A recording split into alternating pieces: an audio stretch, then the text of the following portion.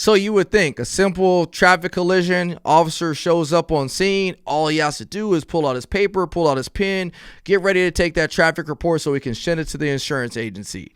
Wrong. That's not what happened in this next video you're about to watch. The officer responds on a traffic collision thinking it's just an ordinary collision report that he's going to have to take, and what happens next might surprise you. Let's take a look at the rest of the video and let's talk about why it's important to never drop our guard. Ryan Tillman, real talk, it's the truth. Hey, what's going on, guys? Welcome to another Tillman Take. So I've talked about it before that officers have no idea what they're responding to. You could be responding to a medical emergency and you get there and find out that it's completely something different than a medical emergency. Let's find out what happened when an officer responded to the scene of a traffic collision, and let's see what happened next. Let's take a look. The first time we're seeing the dramatic body camera video showing the moments before a St. Lucie County Sheriff's Deputy is stabbed in the neck after responding to a crash. WPTV's Ryan Hughes walks us through the video and has more from the deputy's doctor on his recovery. What's going on? Man, stop real quick. Newly released body camera video reveals the first moment St. Lucie County Sheriff's Deputy Cody Colangelo. Were you just in a crash? Ma'am, come up here. Don't walk away. Came into contact with Leah Day. Let's pause right there. So think about this. You're the officer. You're responding. It's just a traffic collision, right? I mean, we go on hundreds of traffic collisions each year. So every time you go there, it's so easy for us to just, go there and kind of get complacent, just think it's another traffic collision. But sadly, as officers, we can't do that because there's this old phrase, they say complacency kills.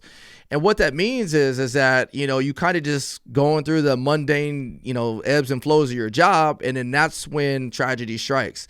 Now, this is no knock on the officer. I'm not Monday morning quarterbacking of his tactics or anything like that. This is simply just to bring awareness to the realities of our job, that we can't just assume we're going on another call for service. We can't just assume it's an average traffic stop or anything like that. You can never assume, because that's when the danger comes. Let's keep watching the video. Down an embankment near the water after investigators say she crashed her car on South Indian River Drive late Wednesday night. Walk upstairs, all right? Let's get out this water area. The 21-year-old suspect is crying and says she's scared. Then, seconds later, the sheriff's office says she pulls out a knife and stabs the deputy in the neck, nicking his carotid artery. That fast. Did you see that? Like, I switched back real quick, but it happened that fast. She's walking up the stairs. The female pulls out a knife and stabs him in his carotid artery.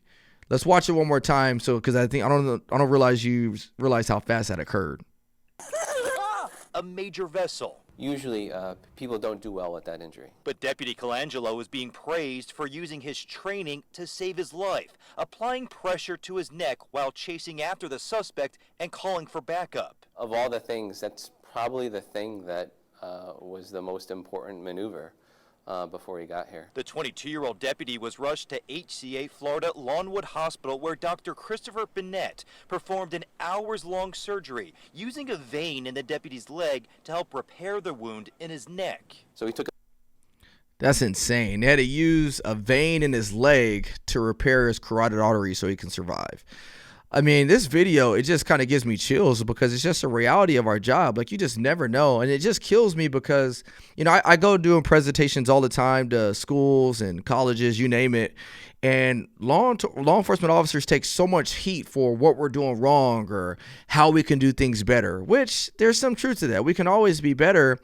But what they don't realize is that we have the one job where you can show up at any given day, think you're handling a simple call for service, and yet somebody turns to try to kill you in an instant. So, for officers, if you're watching this, just realize that, hey, treat every call for service like it could be your last call for service, so that way you can be ready to respond to it. I'm glad this officer survived. He almost didn't make it. I think at the end of the video it says that the girl was this close to taking his life. If she was like 2 inches to the left or right of his carotid artery, he would have died. So just, remember that if you're the officer, and if you're the civilian or a community member just watching this, just understand there's a reason why officers respond. There's a reason why officers say, I was in fear of my life. I felt like I was in danger, because you don't know, you know, what you're going through until it happens. So anyways, guys, I appreciate you guys liking and subscribing to these videos. Do me a favor, hit the like button, hit the subscribe button, and if you have any comments, please mention them down below so that way we can converse later on. Thanks again, guys. God bless. Take care.